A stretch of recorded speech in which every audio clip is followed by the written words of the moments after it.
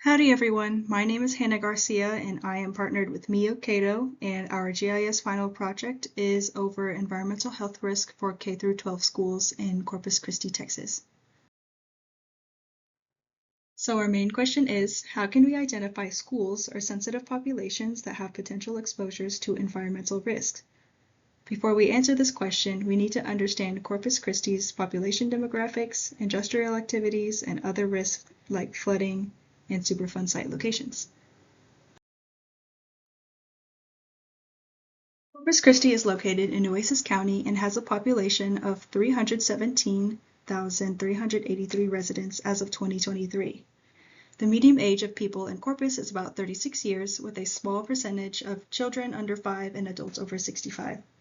Corpus Christi also has a relatively high percentage of households that speak a non-English language at home, at 26%.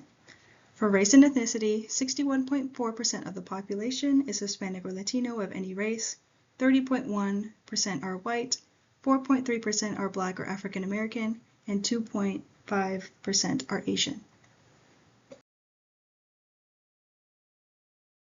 The median household income in 2023 was $66,325, and 17.5% of the population was considered to be under the poverty line. A very popular neighborhood in Corpus that is known for being economically disadvantaged with a history of environmental justice issues is the Hillcrest community, which is a predominantly Black neighborhood along Refinery Row, which is an area concentrated with heavy industry. Corpus Christi is a major industrial city with many oil refineries, petrochemical plants, and is home to the third largest shipping port in the United States. Industries support the economy and development, but again, they also contribute to significant environmental health concerns. As mentioned before, some residential areas like the Hillcrest community face persistent air and water quality issues that are exacerbated by the proximity to industrial facilities and their emissions. In addition to industries, Corpus is also a coastal community and is vulnerable to flooding. To further refine our main question to a specific target, we chose the Corpus Christi Independent School District, and in total there are 47 schools comprised of 31 elementary schools, 10 middle schools, and 6 high schools.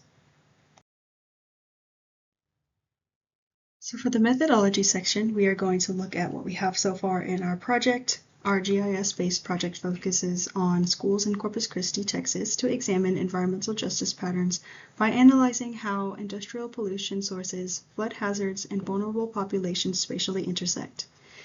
We will combine data from refineries, chemical plants, flood zones, and neighborhood demographics to identify campuses facing multiple environmental stressors.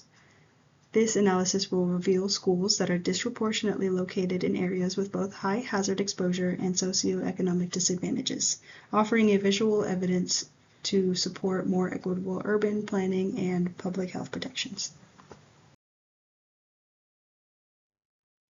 For the first map, we just show the locations of schools in CCISD, similar to what we saw in the previous few slides.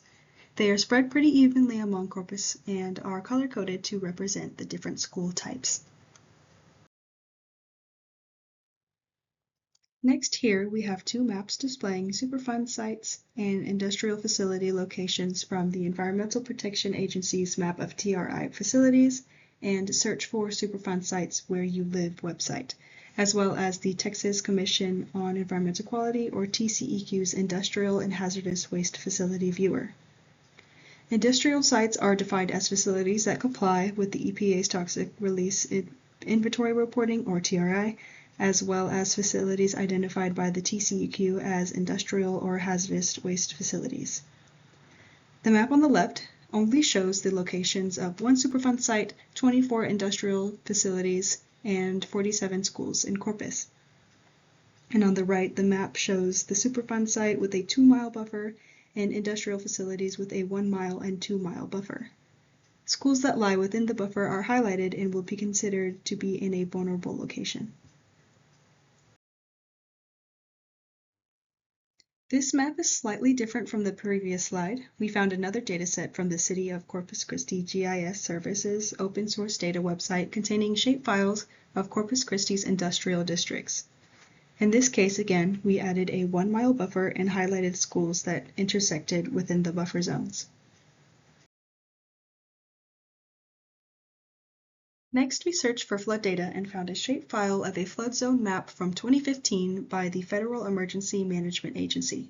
It is kind of hard to see, so we added arrows to show the 3 schools that overlapped in this layer. Schools that are located within the flood zone will be considered to be in a vulnerable location.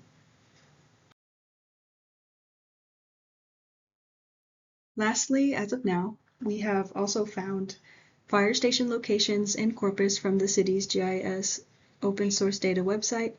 For this analysis, we calculated the surface area of these fire station locations with a 3-minute driving time cutoff that is displayed on the left and a 5-minute driving time cutoff that is displayed on the right.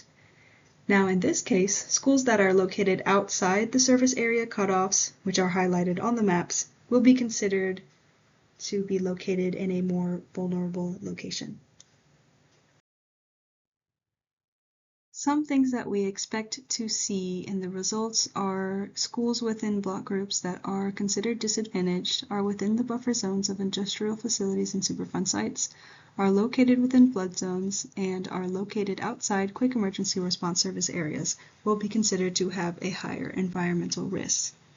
Now, something that we expect to see spatially is that schools near the Refinery Row area, which is that industrial district that we saw a few slides before, will be among the most environmental risky areas.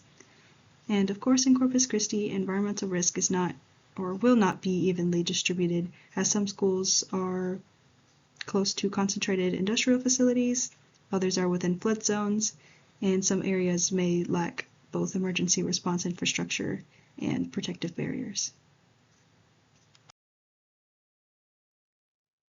So to conclude this presentation, this project is set out to identify schools and sensitive populations in Corpus Christi that are at risk of environmental health threats due to their proximity to industrial activity, flood zones, and public infrastructure with demographic indicators of vulnerability.